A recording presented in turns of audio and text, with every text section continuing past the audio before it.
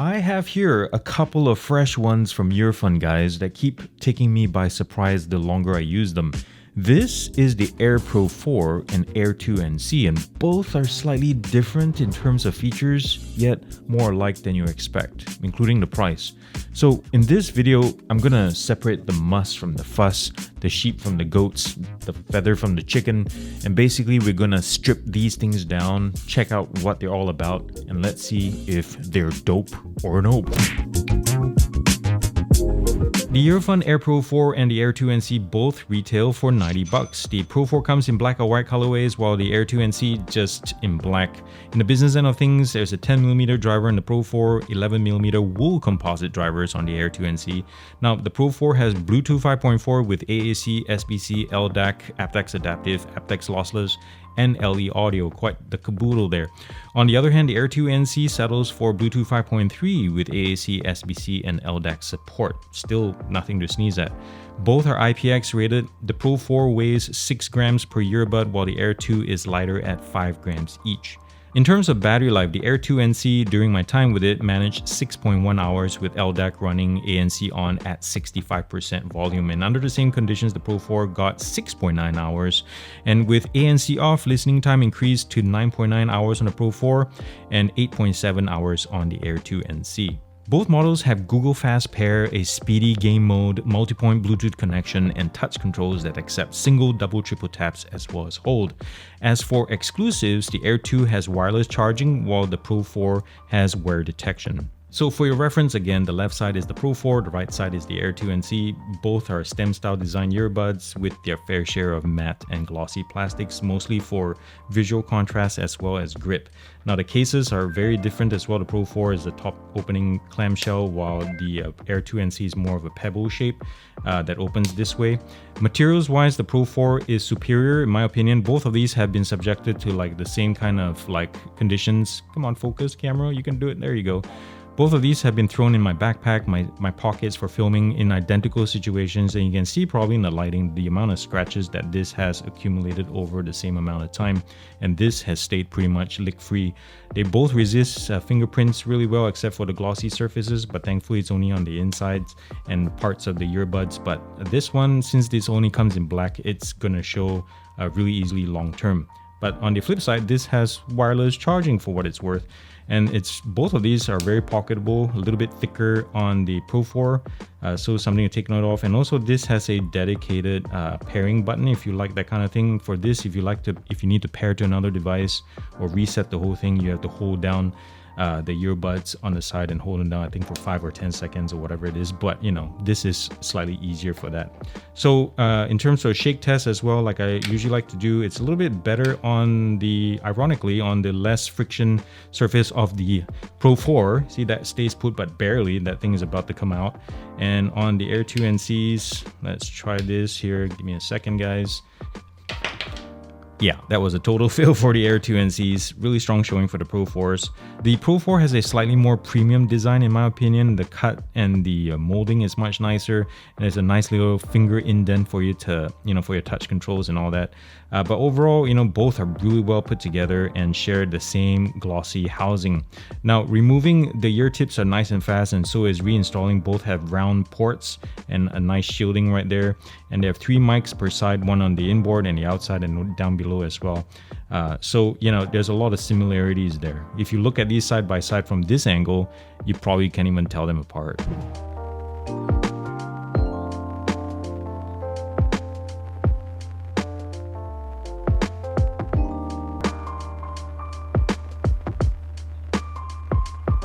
If you dig the song On My Mind by Predator, you're gonna like the acoustic version, guys. I just found this out on my playlist and it's super awesome, and I can't stop listening to it on my OnePlus Open, which is right now piping the song directly to the Air Pro 4s. I'm gonna take the earbuds from the back of my house towards the side and we'll see how strong the signal lasts. And I apologize for the harsh exposure. It's a beautiful day, it's clear blue skies, but it does craziness for captured images. So anyways, where I'm standing right now, line of sight, direct line of sight, 25 feet away from the phone, no problems whatsoever. So let's I think I just got let me back up a little bit. I think I just got a complete disconnect, like nothing is playing. yeah, oh, it just got a sputter. Wow, this is like falls short of usually by the window there is around 35, 36 feet, but here I would say 29 feet, it's already dead. So, ooh, this is one of the worst performances I've seen. Now, it's not scientific in any way, like I always mention, but if you watch other videos of other devices with similar Bluetooth protocols, yeah, this is one of the worst I've experienced so far this year. And I just got a complete disconnect message. And let's try to see how soon this can get back into range. But yeah, I mean, most of us won't push this kind of extreme, distance and block obstruction between the earbuds and the phone. Yeah, I just got reconnected again. But I just want to show you how this thing performs and also how it looks on your ears when you're like doing vigorous activities like running. Super comfortable, guys. If you're jogging, totally fine. It stays put, especially if you get a good fit in your ear tips. Yeah, see, I just did some like heavy step coming down the steps that way, so hopping around like this and shaking my head vigorously, no shift whatsoever or any kind of pressure points that I'm feeling. So very comfortable earbuds, these. Once again, I'm standing 25 feet away from the phone with the Air 2 NCs this time, and let's hop around the side here and see if the Bluetooth signal stays strong. La la la la. What the crap? You're fun. I'm getting tons of sputtering right now. Is there something up with the antenna or some kind of optimization issue? I don't know what's going on here, guys. Yeah, this is one of the worst pair of, like, in terms of Bluetooth signal strengths I've tested this year and in a while. So, but again, let's move on to comfort and fit. These things, STEM style design again, very comfortable, just like the Pro 4s. Very, very nice, very comfortable in the ears. If I have to say, I think these might be a little bit lighter in the ears, but could be a placebo effect. But yeah, I can run around with these, no problem whatsoever. So perfect timing. We have some traffic coming up and down the road right now. Testing, 1, 2, 3. What do you think about the algorithm? So when noise suppression kicks in, when noise is introduced, you can hear some levels of digitization. My voice, when it's quiet, it goes from really nice and deep to kind of blending in with the whole digitization process. So it's not a big deal if you're wondering like if this is good or not. I would say it's a good performance because this is pretty much on par with a lot of systems using like Qualcomm chips, and just basically in this price range, they're all performing the same nowadays, which is a good thing. There's parity, and the performance, as you can hear, is very, very acceptable.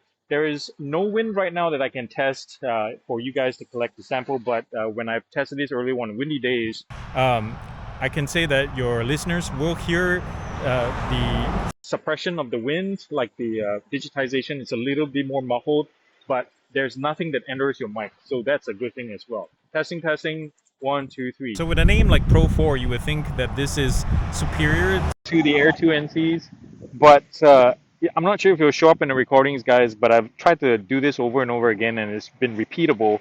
Sound quality, everything just seems inferior. I peak a whole lot more.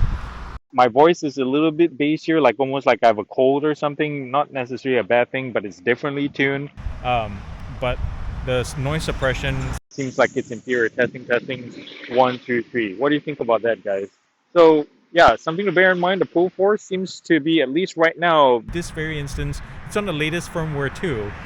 Yeah, it's kind of behind the Air 2 NCs here. After testing the earphones, I thought it would be fun to take out something similarly priced. So I went back into my office and got the Jabra 4 Elite Active. And I have them on right now. I can hear in the recordings as traffic pass by how these differ. So we all know that Jabra is pretty spot on with phone calls. That's your thing. They may not have the best noise suppression, but they prioritize phone calls, like you talking. And you can probably hear, if you skip back and forth, you can hear the voice quality. I sound like myself, like right now, right? Not as like high pitch or low, like I have a cold or anything.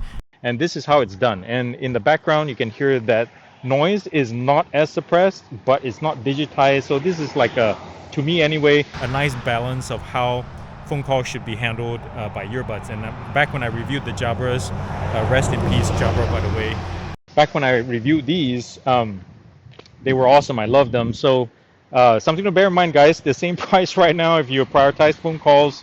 Maybe the Jabra is something you need to be looking at, if you can still find it. Both earphones leverage the Earfun app, which has a fuss-free interface, as you can see. And unlike many brands that have gone all crazy with tabs, some of them like for no apparent reason, here you're scrolling a little bit old school style quite a bit to get to what you need for the most part anyway. And there are a buttload of noise cancelling modes, like 5 on the Air 2 NC and 3 on the Pro 4. And within the Pro 4, there are 5 ANC presets of its own, including AI, environmental, adaptive ANC, balance ANC with noise reduction. And also, I'm not sure why game mode reverts to off every time you disconnect the earphones. And the EQ, on the other hand, has an abundance of presets. You want to guess how many here? How about 30? Yes, 30. And that's also besides the generous 10-band parametric and hearing test-based sound profile.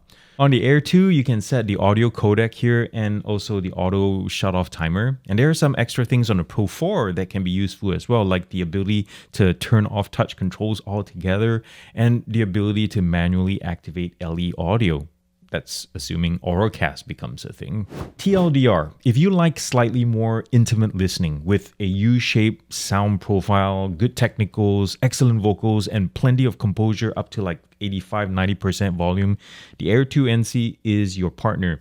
And if you're looking for something more balanced, a slightly broader soundstage, more authority in the low end, and high-res codec options up the wazoo, then put the Pro 4 on your shortlist. Breaking those points down a little bit more, well, it's not very often when I listen to something for the first time and immediately go, wow, potential gear of the year material, man.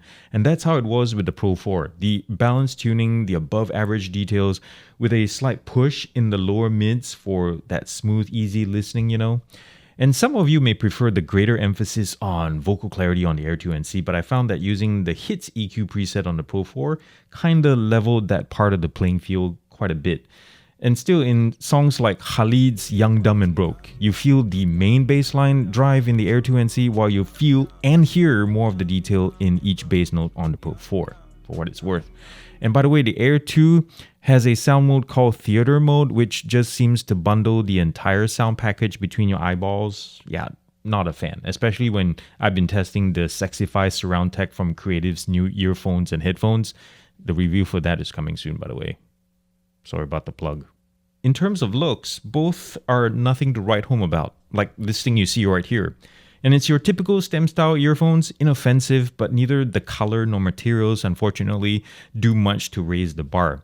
That criticism aside though, the Air Pro 4 and the Air 2 NC are very well built and light as well, which means I can wear them 3 to 4 hours, no problem without discomfort. I'll usually rate any earphones that pushes 6 or more hours listening time as solid, so the Air Pro 4 and the Air 2 NC do well here. Still not a fan of touch controls though, but for what they are, the current crop of earphones have some of the lowest number of false negatives and are fast when they do register your touch. Both models have active noise cancellation with tons of modes to choose from that suit different environs, and honestly, it's daunting sometimes to decide which mode to use at different times, so I tend to stick it just at strong ANC. And I have a feeling that both either have the same ANC tech or at least were set up to perform quite alike from one another.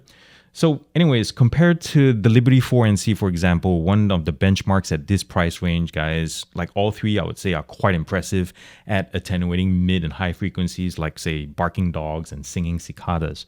Although for some reason, the Air 2 flubs certain high-level sounds like keyboard taps.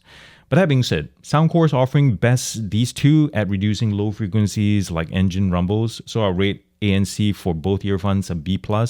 And if you're wondering, the Liberty 4 NC has an A-. But in the big scheme of things, both the Earfun and the Soundcore are a fail. You know, because both are Chinese and us Chinese consider even an A- a fail. Failure! I can smell the failure! At their original MSRPs, both models offer so much for $90, you almost have to do a double take sometimes. And worst of all, and this is a problem that's nice to have, choosing one over the other doesn't get really any easier, even at their current sale prices with a mere like $10, $20 separating them. So ultimately, where you lean in terms of what sound profile and what headlining features is really up to you guys. So don't ask me to decide for you, like down in the comments. Seriously, only you know you, and I'm quite sure that still some of you guys are gonna ask me despite of what I just said. Would it be too unpopular to say that Earfun just might be better than Soundcore right this very moment in time? Tomorrow may be another story altogether, sure, but for the time being, these earphones are fantastic buys, guys. Like the SQ that's right up there among the best in their class, the impressive high-end level feature set, the price, the solid good-looking app, although, you know, the design and the battery life could definitely use a little spanking. But that being said, I have to comment that with how similar the Pro 4 and the Air 2 are than not, I'm surprised Earfun didn't just cram the features into one single model and called it a day. Well, that's all I got today, guys, and thank you so much for being here. Thanks to Earfun for sending me these units to highlight to you guys. There was no money exchange. Well, even if there was, my opinions don't change. My honest, review doesn't change. This is how we roll at Gear Up anyway. And also, if you like what you see, you saw these things, how they perform. This hoodie right here, how it performed in the splash test. It repelled the water, even though my body didn't. But this is awesome. And if you like it, check out the links down below. This is the Textail water repel hoodie. It's really comfortable and it's been keeping me warm as the weather cools down, and they come in many different colors. It looks great, multiple pockets, and the hoodie is really like huge too. So check it out down below if you like to. They didn't pay me a lick to say that, but I thought I would just spotlight their product as well because I like it. Thank you so much again for being here. Remember, guys, to do something loving and kind for somebody in this world, because guess what? The world needs it more than ever, and it starts with you. I love you all very much. Peace out and God bless.